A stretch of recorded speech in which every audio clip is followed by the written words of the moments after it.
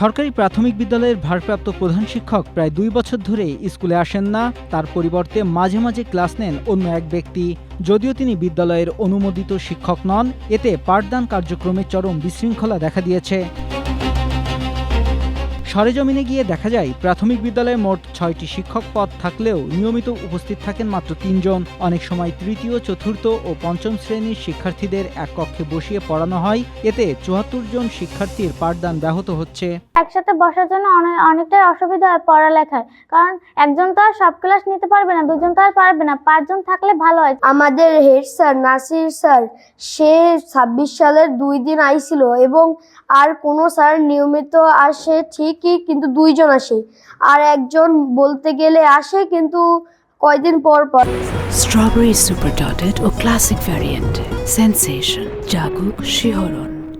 এ ঘটনা ঘটেছে বাগেরহাটের মোরেলগঞ্জ উপজেলার 95 নম্বর বড়ইতলা সরকারি প্রাথমিক বিদ্যালয়ে। প্রধান শিক্ষক মোহাম্মদ নাসির হাওলাদার 2 বছর ধরে স্কুলে না আসলেও নিয়মিত বেতন উত্তোলন করছেন।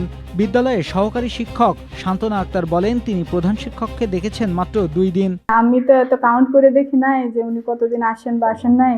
আসলে আমি 2-3 দিন বা প্লাস এরকম দেখতে পারি।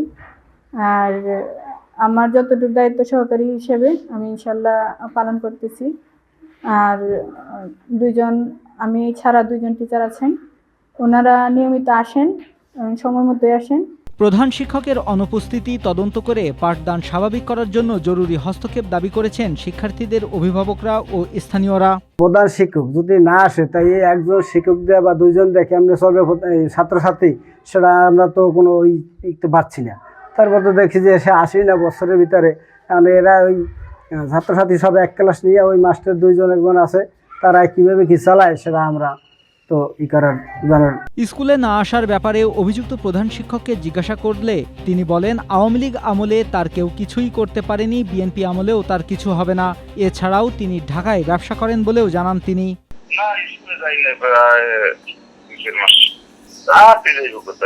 আওয়ামী লীগের আমলে কাজ করে না, চাকরি খেয়ে বেকার।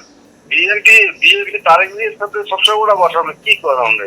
তারেক জিয়ার সুমন্ত্রী ওই দিলশাদ, সে আর আমি পাশাপাশি রুমে একই অফিসে, সে হইলে চিফ অ্যাডভাইজার, আমি হইলাম সেই কোম্পানির অ্যাডভাইজার। আমি এখানে একটা কোম্পানি ব্যবসা করি না, তারেক জিয়ার সুমন্ত্রী আমাদের ব্যবসায়িক পার্টনার না। এ ব্যাপারে মোরেলগঞ্জ উপজেলা প্রাথমিক শিক্ষা কর্মকর্তা খন্দকার মোহাম্মদ শেফাইনুর আরিফিন বলেন, অভিযুক্ত প্রধান শিক্ষককে ইতোমধ্যে কারণ দর্শানোর নোটিশ দেওয়া হয়েছে। সন্তোষজনক জবাব না পেলে ঊর্ধ্বতন কর্তৃপক্ষের কাছে লিখিতভাবে জানানো হবে। ইতোমধ্যে তাকে কারণ দর্শানোর নোটিশ দিয়েছি, আমরা এখনো জবাব পাইনি। জবাব পেলে আমরা, যদি সন্তোষজনক জবাব না পাওয়া যায়, তাহলে আমরা ঊর্ধ্বতন কর্তৃপক্ষের কাছে এ ব্যাপারে লিখিত দিব। মোরেলগঞ্জ উপজেলা নির্বাহী কর্মকর্তা মোহাম্মদ হাবিবুল্লাহ জানান, নিয়ম অনুযায়ী ঊর্ধ্বতন কর্তৃপক্ষ তার বিরুদ্ধে প্রয়োজনীয় ব্যবস্থা নেবে।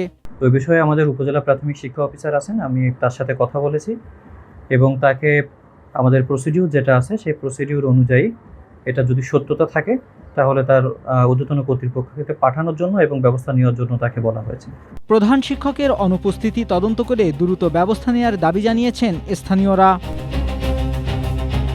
Desk report, Asia post.